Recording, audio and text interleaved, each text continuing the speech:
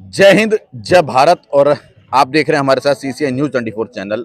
मैं हूं आपके साथ दिनेश गर्ग जैन, कड़वे सवालों वाला। मौजूद हूं भारत की राजधानी दिल्ली के अंदर और जंतर मंतर का ये एरिया है। बताया जा रहा है पिछले 10-12 दिनों से यहाँ पर पूर्व सैनिक जो जवान हैं वो यहाँ पर बैठे हैं अपनी मांगों को लेकर के। और लगातार जो देखा जा रहा है कि हमारे हिंदुस्तान के अंदर कभी जवानों के साथ और कभी किसानों के साथ लगातार अत्याचार होते हैं।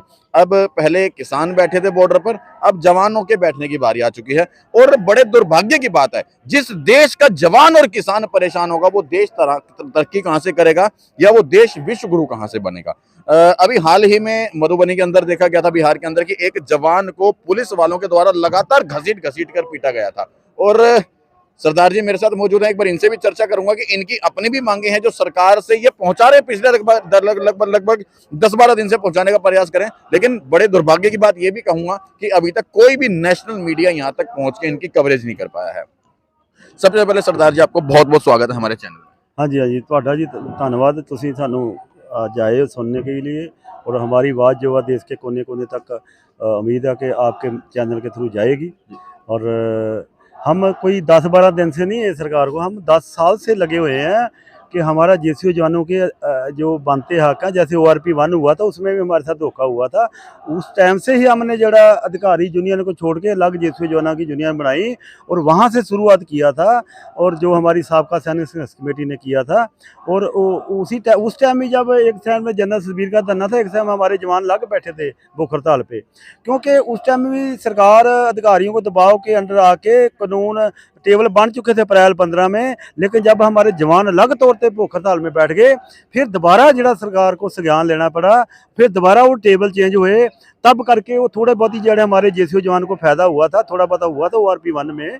लेकिन उसके बाद जरा 7वां पे कमीशन आया, उसमें बहुत ज़्यादा डिस्क्रिमिनेशन किया गया। उसकी वजह से ही हमारा आज जरा 7वां ORP रिवीजन में हमारे को जेसीओ जवान को फायदा नहीं हुआ। क्यों नहीं हुआ? क्योंकि एक तो जो हमारे को मिलिट्री सर्विस पे है वो बराबर चाहिए जैसे यूरोप कंट्रियों में है, वो हमारी 5200 जवानों की और अधिकारियों की 15,500, वो भी हमारी पेंशन के ऊपर इफेक्ट करती है, उसका भी 50% हमारे को पेंशन मिलती है। और दूसरा जो 7वां पे कमीशन हुआ है, 7वें पे कमीशन में जो रिटायर्ड अधिकारी थे ना, और रिटायर्ड अधिकारी जो थे और जो जवान थे, उनके लिए अलग से मतलब नोटिफिकेशन हुआ था, उनको 2.57 का ही फार्मूला दिया गया। और जेडे हमारे सर्विंग थे उनको अलग तौर पे दिया गया।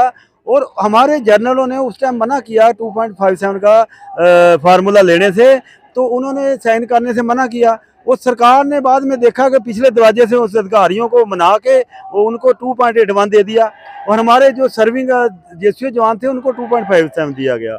मानते हैं हमारे अधिकारी जो रिटायर्ड थे उस टाइम 14 से, उनको भी 2.57 मिला जो रिटायर्ड थे। लेकिन जब सर्वी वालों को 2.81 मिलेगा, 2.67 या 72 के हिसाब से मिला, तो हमारे जब ORP रिवीजन हुआ तो जोड़े नवे अधिकारी पेंशन आए 2.81 के नाल, उन्हों की पेंशन नैचुरली के 15-20 हज़ार पुराने वालों से ज़्यादा होएगी। तो उनकी ज़्यादा होने की वजह से जोड़े पुराने अधिकारी है जो 2.57 ले रहे थे, जब ORP रिवीजन सेकंड हुआ भी जनवरी में जो नोटिफिकेशन हुआ है, उसमें उन अधिकारियों की उनके बराबर रेसों में आ गए 2.81 में, तो उनकी 15 से 25 हज़ार बढ़ गया। तो हमारे जवान जो है ऑलरेडी जो 14 से पहले ले रहे थे पेंशन, जो नए वाले की उनसे नए वाले जो बंदे पेंशन आए उनकी कम है, इसलिए हमारे पुराने वालों को नहीं बढ़ी, थोड़ी बहुत ही बढ़ी है सफाई से हौलदार तक। वो भी ड्यू टू MACP एक हैगा कंसेप्ट के, जो जवान 6-8 साल नौकरी करेगा उसको नैक की पेंशन मिलती है, जो 16 साल करेगा उसको हौलदारी की। तो इनको तो मिल गई MACP, लेकिन जो पुराने जवान थे उनको मिल गई, इसलिए थोड़ा बहुत उनको फायदा हुआ है। लेकिन जो एक्चुअली ORP का कंसेप्ट था, वो कंसेप्ट था कि जेसीओ जवानों का जो कम सर्विस में पेंशन आ जाते हैं 35-40 साल में। जनरल सुखबीर भी स्टेजों से बोलता आपने सुना होगा, ये मेरे जवान जो 35-40 साल में आ जाते हैं उनके लिए हम संघर्ष कर रहे हैं। लेकिन जब संख्या बल दिखाया, आगे टेबल टॉक किया, उन अधिकारियों ने ले लिया, जबकि उनको ऑथराइज नहीं था, क्योंकि 58 साल 60 साल नौकरी करते हैं। ऐसे तो फिर पैरा मिलिट्री फोर्स को मिलनी चाहिए। एक कुसियारी कमेटी की रिकमेंडेशन में एक सवाल पूछा गया था कि पैरा मिलिट्री फोर्स को क्यों नहीं मिलनी चाहिए ORP, तो उसमें जवाब दिया था कुसियारी कमेटी ने रिकमेंडेशन में कि उनको इसलिए नहीं मिलना चाहिए क्योंकि वो 58 साल 60 साल नौकरी करते हैं। तो फिर हमारे अधिकारियों को जबकि जवानों के लिए कंसेप्ट था, फिर अधिकारियों को तो क्यों दिया? अभी आप ORP सेकंड में भी देख लो, हरेक जड़े अधिकारी की 7-7 8-8 लाख एरियर बन रहा है। हमारे जवान का सिपाही से हवलदार तो थोड़ा बहुत 70,000 80,000 तक मिल रहा है, लाख तक मिल रहा है। अगर आप सुप्रीम कोर्ट ने ऑर्डर जो दिया है आनन फानन में जल्दीबाजी में भी इनको एक ही किस्त में, लेकिन अगर एक ही किस्त में मिलता तो क्या फायदा, जहाँ लाख मिल गया, जहाँ 4 किस्त में 25-25 हज़ार मिल जाता तो क्या। अभी उसमें तो सबसे ज़्यादा फायदा अधिकारियों को ही हुआ है, जो 6-7 लाख रुपया लेके जेब में डालेंगे तो होली मनाएंगे अच्छे तरीके से। बिल्कुल बिल्कुल बिल्कुल। सच्चाई ये है, मैं आपको एक चीज और बताना चाहूंगा कि इस देश का जो जवान है वो बॉर्डर पर बैठ करके हमारी रक्षा करता है। हम सुबह शाम दिन रात, अभी मेरे हाथ में माइक है, वो कहीं ना कहीं एक जवान की बदौलत है। मेरे कैमरामैन के हाथ में मोबाइल है, कैमरा है, वो एक जवान की बदौलत है। सरदार जी यहाँ पे सुरक्षित बैठे हैं तो एक जवान की बदौलत सुरक्षित बैठे हैं। और अगर जिस जो सरकारें हैं वो जो अपनी हुकूमत चला रही है या जो प्रशासन अपने तरीके से काम कर रहा है, वो कहीं ना कहीं उस जवान की वजह से सुरक्षित है। जब भी चाइना ने हमारे ऊपर वार किया तो हमारा जवान सीने ठोक करके जो है वहां पर खड़ा रहा है। जब भी भूखे नंगे भिखमंगे देश पाकिस्तान ने हम पे वार करने का प्रयास किया तो हमारा जवान वहां पर जो है शहादत देने को तैयार रहता है, गोली खाने के लिए तैयार रहता है। तब भी हम, एक माँ अगर अपने बच्चे को घर में सुलाती है तो वो कहीं ना कहीं उस जवान की वजह से। लेकिन यदि वही जवान जो है परेशान होगा तो देश किस प्रकार से चलेगा। दूसरी बात, अब बात करूंगा मैं लगातार पेंशन को लेकर के, क्योंकि शायद सरदार जी की मांग यहाँ पे लगातार जो पेंशनों में भेदभाव है, जो इनके सीनियर अधिकारी हैं और जो जवान जो क्या नाम है बॉर्डर पे काम कर रहा है, उनकी पेंशन के अंदर जो भेदभाव है उसको लेकर के लोग बैठे हैं। जब एक सांसद को लगातार पेंशन मिल सकती है, जब एक भ्रष्ट अधिकारी, एक भ्रष्ट नेता को लगातार पेंशन मिल सकती है, फिर चाहे वो भ्रष्ट हो या ईमानदार हो, उसको जब लगातार पेंशन मिल सकती है, संसद भवन के अंदर बैठे हुए तमाम नेताजी लोगों को पेंशन मिल सकती है, तो संसद भवन की सुरक्षा जो कर रहे हैं जवान, उनको पेंशन क्यों नहीं मिल सकती। इसको लेकर के एक वाकई बहुत बड़ा सवाल है, जो मैं निवेदन करूंगा मोदी सरकार आपसे भी कि इसके ऊपर विशेष तौर पर ध्यान दिया जाए। क्योंकि जब हमारे देश का जवान और किसान परेशान होगा तो शायद इस भारत देश को सोने की चिड़िया नहीं कहा जाएगा और ना ही हमारा भारत देश जो विश्वगुरु बन पाएगा जब तक जवान और किसान परेशान रहेगा। सही कह रहा हूं, गलत क्या? हाँ जी, बिल्कुल सही किया आपने। मैं समझता हूँ कि आपके दिल में है हमारे प्रति कोई भावना, जो आप आए हो हमारे कवरिंग करने के लिए।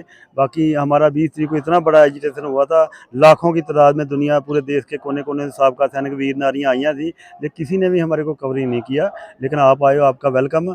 और ये जो आपने बोला बिल्कुल सही बोला है, क्योंकि अगर जड़ा जवान बार्डरों पे ड्यूटी कर रहा है, उनके माई बाप जड़े है वो यहाँ पर संघर्ष कर रहे हैं रोडों के ऊपर, तो उनके मनोबल भी कहीं ना कहीं ठेस पहुंच रहा है। कौन माँ बाप अपने बच्चों को क्या नाम है जब सेना में भेजना चाहेगा जब जवान परेशान होगा? अभी मधुबनी के अंदर, बिहार के अंदर एक जवान को पुलिस वालों ने घसीट घसीट के मारा है। कौन माँ बाप अपने बच्चों को कहेगा कि जब आपके जवान बन जाओ तो बॉर्डर पे गोली खा?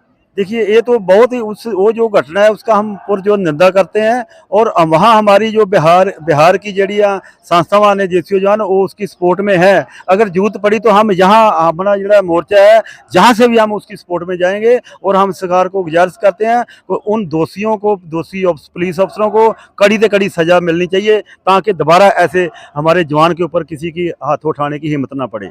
जब रात के 12 बजे जो है कोर्ट खुल सकता है एक आतंकवादी की सुरक्षा के लिए, जब फैसले सुनाने के लिए, एक जवान की सुरक्षा के लिए रात को कोर्ट क्यों नहीं खुल सकता?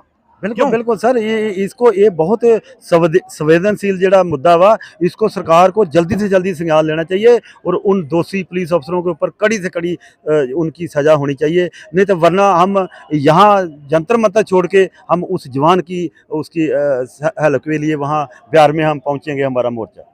शर्म है वाकई हमारे इस देश के अंदर उन तमाम एजेंसियों को जो केवल किसान और जवान का हक मारती हैं। तमाम उन अधिकारियों को शर्म आनी चाहिए जो हमारे जवान और किसान का हक मारती हैं। तमाम उन सरकारों को शर्म आनी चाहिए जो हमारे जवान और किसान का हक मारते हैं। अरे यही वो जवान है जो बॉर्डर पे खड़ा होकर गोली खाता है। यही वो जवान है जो हमारे को भूखा भिखमंगे पाकिस्तान से हम लोगों को बचाता है। कभी पीठ दिखाकर नहीं भागते ये लोग सीने पे गोली खाने को तैयार हो जाते हैं। लेकिन शर्म करनी चाहिए वाकई। इन लोगों का हक मारने से पहले सोचो कि अपनी माँ के दूध को लज्जा दे रहे हो तुम लोग।